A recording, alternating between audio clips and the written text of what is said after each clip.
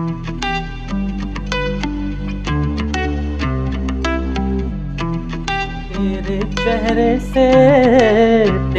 चेहरे से नजर नहीं हटती, नजारे हम क्या देखें। हेलो बच्चों, क्या हाल चाल?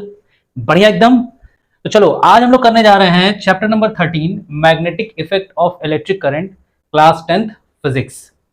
देखो, इसके पहले इलेक्ट्रिसिटी चैप्टर में हम लोगों ने पढ़ा कि जब किसी कंडक्टर में इलेक्ट्रिसिटी फ्लो होती है तो उस कंडक्टर में उस इलेक्ट्रिसिटी की वजह से हीटिंग इफेक्ट प्रोड्यूस हो जाता है। ठीक, तो इलेक्ट्रिक करंट का एक इफेक्ट क्या हुआ? हीटिंग। इलेक्ट्रिक करंट का और दूसरा इफेक्ट क्या हुआ? Magnetic field, magnetism. ठीक, देखो मान लिया कि ये कोई कंडक्टर है, ठीक है, और जिसके अंदर कोई एक करंट फ्लो कर रही है आई। ठीक, तो अगर ये कोई कंडक्टर है जिसके अंदर करंट फ्लो कर रही है तो इस करंट की वजह से बेटा इसके चारों तरफ, ठीक है, इस कंडक्टर के चारों तरफ एक मैग्नेटिक फील्ड बन जाएगी। ठीक है, ये क्या है? Magnetic field. तो इलेक्ट्रिक करंट का जो दूसरा इफेक्ट है वो ये है। पहला इफेक्ट क्या था? हीटिंग, जो हम लोगों ने इलेक्ट्रिसिटी में पढ़ लिया। अब हम लोग पढ़ने जा रहे हैं इलेक्ट्रिसिटी का दूसरा इफेक्ट, इलेक्ट्रिक करंट का दूसरा effect, that is magnetic effect of electric current. तो करंट के सेकंड इफेक्ट पे ही ये पूरा का पूरा चैप्टर डिपेंड है।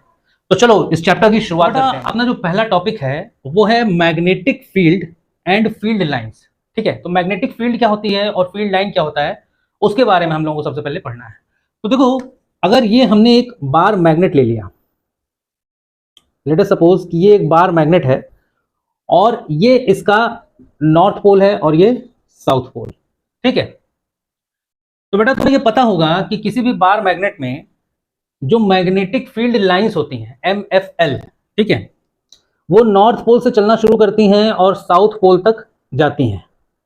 नॉर्थ पोल से चलेंगी और साउथ पोल तक जाएंगी, नॉर्थ पोल से चलेंगी, साउथ पोल तक जाएंगी, फिर नॉर्थ पोल से चलेंगी, साउथ पोल तक जाएंगी, नॉर्थ पोल से चलेंगी, साउथ पोल तक। ये क्या है बेटा? ये है मैग्नेटिक फील्ड लाइंस। इसको हम क्या कहते हैं? MFL, magnetic field lines. ठीक है, तो मैग्नेटिक फील्ड लाइंस हैं क्या?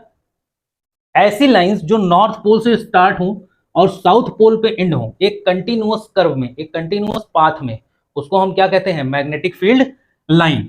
और बेटा जितने एरिया में, मान लिया सपोज कर लिया कि इस रीजन में, इस रीजन में ये मैग्नेटिक फील्ड लाइंस स्प्रेड है। ठीक, तो जितने भी रीजन में ये मैग्नेटिक फील्ड लाइन स्प्रेड है इनको हम क्या कहते हैं? Magnetic field. ये क्या है? Magnetic field lines. क्या है? मैग्नेटिक फील्ड लाइंस हैं जिनकी वजह से ये मैग्नेटिक फील्ड बना। मैग्नेटिक फील्ड जितने एरिया में, जितने स्पेस में ये मैग्नेटिक फील्ड लाइन का इफेक्ट होगा उसको हम क्या कहेंगे? मैग्नेटिक फील्ड कहेंगे। चलो ये तो तुम्हारा हुआ magnetic field and field lines. इसकी कुछ प्रॉपर्टीज जान लो बेटा। ठीक है, इसकी कुछ प्रॉपर्टीज है वो जान लो, वो इंपॉर्टेंट भी है। तो देखो प्रॉपर्टी क्या है इनकी, मैग्नेटिक फील्ड की properties of MFL। Properties of MFL बोले तो मैग्नेटिक फील्ड लाइंस। ठीक है, छोटा सा इधर साइड में एक फिगर बना लो बार मैग्नेट का, समझाने में आसान रहेगा।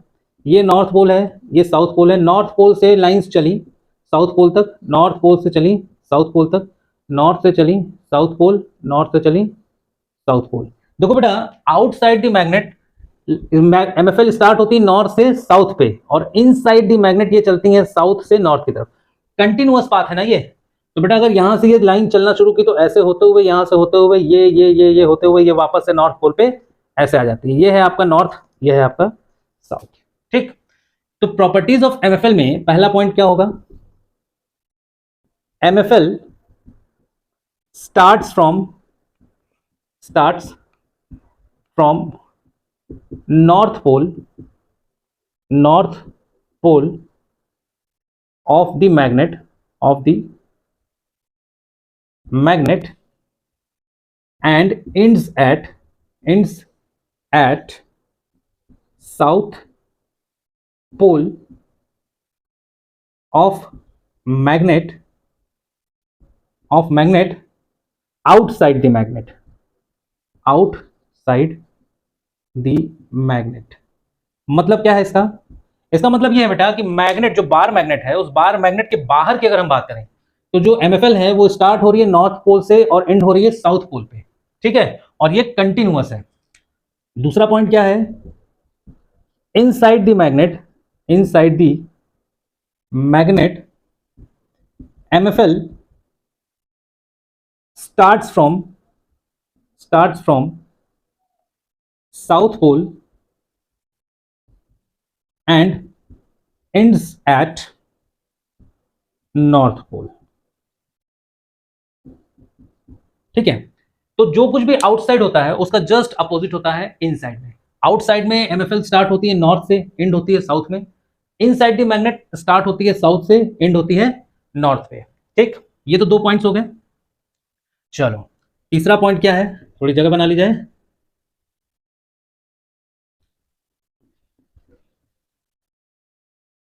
तीसरा पॉइंट है बेटा, there are infinite MFL magnetic field lines कितनी होती हैं? Infinite. But no two MFL intersect each other। मतलब कहने का क्या है कि इनफाइनाइट मैग्नेटिक फील्ड लाइंस होती जरूर है, लेकिन कोई भी दो मैग्नेटिक फील्ड लाइन एक दूसरे को इंटरसेक्ट नहीं करते। सारे जो मैग्नेटिक फील्ड लाइंस हैं, जितने भी कर्व्स हैं, वो सब क्या हैं? अलग अलग हैं, ठीक। चौथा पॉइंट क्या है? MFL magnetic field lines always move in a closed path. जैसे इलेक्ट्रिक करंट हमेशा क्लोज सर्किट में फ्लो करती है, वैसे ही मैग्नेटिक फील्ड लाइंस जो हैं वो हमेशा क्लोज पाथ में मूव करती हैं। इसीलिए ये आउटसाइड नॉर्थ पोल से शुरू करके साउथ पोल तक जाती हैं और इनसाइड फिर साउथ से नॉर्थ तक आती है, क्लोज पाथ बनाने के लिए। देखो, नॉर्थ से स्टार्ट हुई, चलते चलते चलते साउथ तक आई, फिर साउथ से नॉर्थ तक आके इसने अपना एक पाथ कंप्लीट कर लिया, पाथ को क्लोज कर लिया, ठीक है। चलो, तो ये तुम्हारे 4 पॉइंट्स हो गए और यहां पे तुम्हारा मैग्नेटिक फील्ड कंप्लीट होता है। 5वां पॉइंट लिख लो, the reason in which MFL are spread is known as magnetic field, ठीक है। तो जो रीजन होगा, मान लिया कि ये मैग्नेटिक फील्ड लाइन इस रीजन में यहां तक स्प्रेडेड है, ठीक है। तो जितने रीजन में MFL होंगी, मैग्नेटिक फील्ड लाइंस जितने रीजन में होंगी, जितने स्पेस में होंगी, वो पूरा का पूरा स्पेस क्या कहलाएगा? Magnetic field. तो ये पूरा का पूरा रीजन, ये जो रीजन है, ये क्या कहलाएगा? Magnetic field. ये हो गया हमारा मैग्नेटिक फील्ड। तो बात समझ में आ गई कि मैग्नेटिक फील्ड क्या है और मैग्नेटिक फील्ड लाइंस क्या है। मैग्नेटिक फील्ड वो स्पेस जहां पे MFL स्प्रेड है, फैली हुई है, और फील्ड लाइंस क्या होती हैं? नॉर्थ पोल से साउथ पोल चलने वाली जो लाइंस हैं उनको हम मैग्नेटिक फील्ड लाइंस कहते हैं। अच्छा, एक चीज ध्यान रखना बेटा कि ये इनविजिबल MFL होती हैं, ये इनविजिबल होती है बेटा, इनविजिबल MFL बोले तो इनविजिबल मैग्नेटिक फील्ड लाइंस, ठीक है। तो चलो, यहां पे अपना पहला टॉपिक कंप्लीट होता है मैग्नेटिक फील्ड। टॉपिक है वो है magnetic field due to a current carrying conductor, ठीक है। इसका मतलब क्या हुआ टॉपिक का कि अगर किसी कंडक्टर में करंट फ्लो कर रही है तो उस कंडक्टर की वजह, उस कंडक्टर में जो करंट फ्लो कर रही है उसकी वजह से जो मैग्नेटिक फील्ड बनेगी वो कैसे बनेगी और उसे हम कैसे निकालेंगे। तो सपोज करो कि मान लिया ये एक स्ट्रेट कंडक्टर है, कैसा है ये? पहला केस है अपना स्ट्रेट कंडक्टर का, इसके बाद हम लोग लेंगे सर्कुलर कंडक्टर, स्ट्रेट कंडक्टर, ठीक।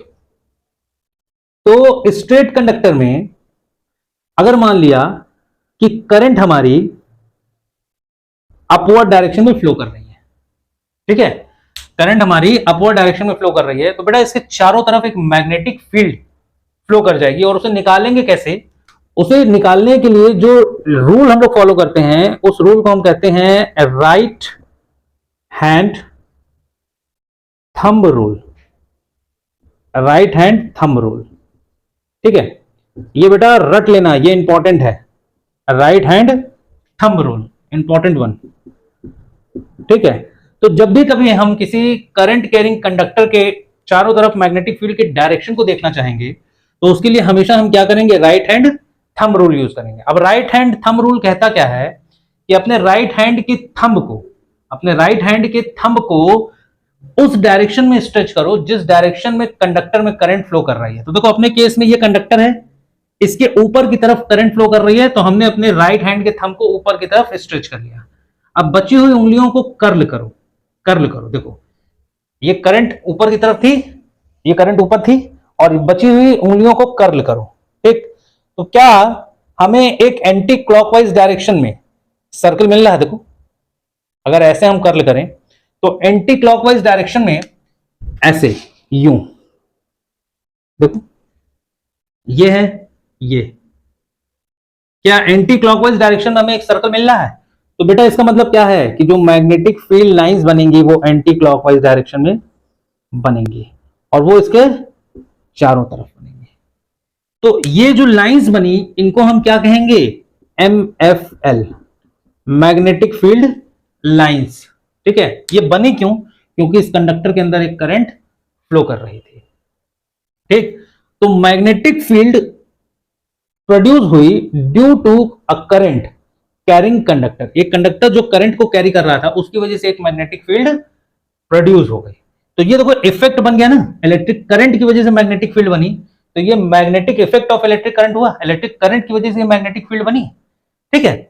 तो ये अपना पहला केस था स्ट्रेट कंडक्टर का। इसी में अपना दूसरा केस आ जाएगा कि अगर हमारा जो कंडक्टर है, यही सेम कंडक्टर को अगर हम एक सर्कुलर लूप में कन्वर्ट कर दें तो कैसे मैग्नेटिक फील्ड बनेगा। अपना जो दूसरा केस है कि अगर जो कंडक्टर है वो सर्कुलर कंडक्टर हो गया, तो उसकी वजह से जो मैग्नेटिक फील्ड बनेगी वो कैसे बनेगी। तो ये रहा अपना सर्कुलर कंडक्टर जिसमें करंट इस डायरेक्शन में फ्लो कर रही है। देखो ये है करंट की डायरेक्शन, ठीक। ऐसे करंट आई और ऐसे निकल गई, ठीक है। तो देखो अब इस केस में अगर हम राइट हैंड थंब रूल लगाएं, अच्छा ये सर्कुलर लूप जो रखा है वो रखा कैसे है? इसको ऐसे देखो कि ये लूप ऐसे रखा है, इस बोर्ड के प्लेन के बाहर ऐसे यूं ऐसे रखा है, ठीक है। इमेजिन हो रहा है बोर्ड का ये प्लेन है, इस प्लेन से ये सर्कुलर लूप ऐसे बाहर निकला हुआ है ऐसे, ठीक। अब देखो जो ऊपर की तरफ करंट जा रही है उसमें अगर हम राइट हैंड थंब रूल लगाएं तो देखो करंट ऐसे आ रही बाहर की तरफ, ऐसे है ना लूप, बाहर की तरफ आ रही है, और राइट हैंड के थंब को अगर हम करंट की डायरेक्शन में स्ट्रेच करें और अपनी उंगलियों को कर्ल करें तो हमें एक एंटी क्लॉकवाइज सर्कुलर पाथ मिलेगा मैग्नेटिक फील्ड लाइन का। तो देखो यहां पे जो हमारा मैग्नेटिक फील्ड बनेगा वो ऐसा बनेगा सर्कुलर, ऐसे मैग्नेटिक फील्ड बनेंगी, और वो होंगी कैसी? Anti clockwise. ये देखो ये एंटी क्लॉकवाइज होगा नहीं होगा? आ रही बात समझ में? ये एंटी क्लॉकवाइज होगा, लूप ऐसे रखा हुआ है, करंट ऐसे जा रही है, तो ये एंटी क्लॉकवाइज बनेगा। देखो ये एंटी क्लॉकवाइज बन रहा है। अब देखो ये लूप ऐसे आया नीचे की तरफ, करंट इधर जा रही, हमने अपने राइट हैंड की फिंगर्स को कर्ल किया, तो यहां पे जो हमें लूप मिलेगा, यहां पर जो हमें लूप मिलेगा बेटा MFL का, वो क्या हमें क्लॉकवाइज मिलेगा? देखो ये हमें क्लॉकवाइज मिल रहा, ठीक। तो टॉप एंड पर हमें एंटी क्लॉकवाइज मिल रहा और बॉटम एंड पर हमें क्लॉकवाइज मिल रहा। अब धीरे धीरे जैसे जैसे ये सर्कल इस कंडक्टर से दूर जाएगा, ये सर्कल का पाथ बड़ा होता जाएगा, ऐसा होता जाएगा, ठीक है। यहां पे भी ये ऐसा होता जाएगा, और एक पॉइंट ऐसा आएगा जब ये लाइन क्या हो जाएंगे बेटा? स्ट्रेट लाइन, स्ट्रेट लाइन हो जाएंगी। ये हमें कैसा मिलेगा? एंटी क्लॉकवाइज, और ये हमें क्लॉकवाइज मिलेगा, सॉरी। तो ये एरो इधर बनेगा ना, इधर बनेगा ये।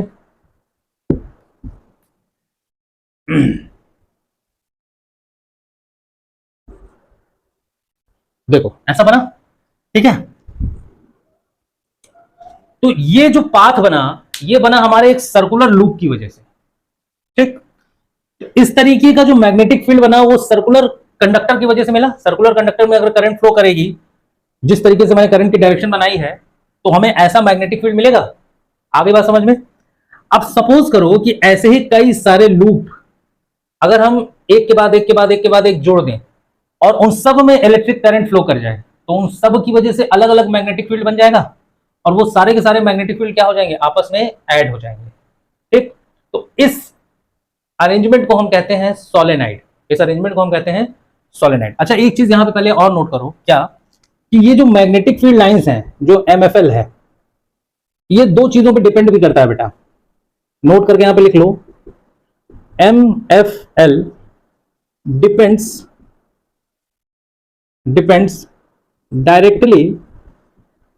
Directly on current. पहली चीज, ठीक है। दूसरा, MFL depends inversely on distance from conductor. Conductor से हम कितनी दूरी पे एमएफएल बना रहे हैं, ये इनवर्सली प्रोपोर्शनल होता है। एक्चुअली एमएफएल नहीं होगा यहां पे मैग्नेटिक फील्ड होगा। Magnetic field depends directly on current. जितना ज्यादा करंट उतनी ज्यादा मैग्नेटिक फील्ड, और जितनी दूरी पर हम मैग्नेटिक फील्ड निकालेंगे कंडक्टर से उतना कम होगा मैग्नेटिक फील्ड। देखो, magnetic field depends inversely on distance from conductor. Conductor से ज्यादा दूरी पे होगा तो मैग्नेटिक फील्ड कम होगी, कंडक्टर से कम दूरी पे होगा तो मैग्नेटिक फील्ड ज्यादा होगी। ये दो पॉइंट इंपॉर्टेंट है, इनको नोट करके अपने नोट्स में जरूर लिख लेना। अब इसके बाद अपना नेक्स्ट केस आएगा सोलेनाइड का।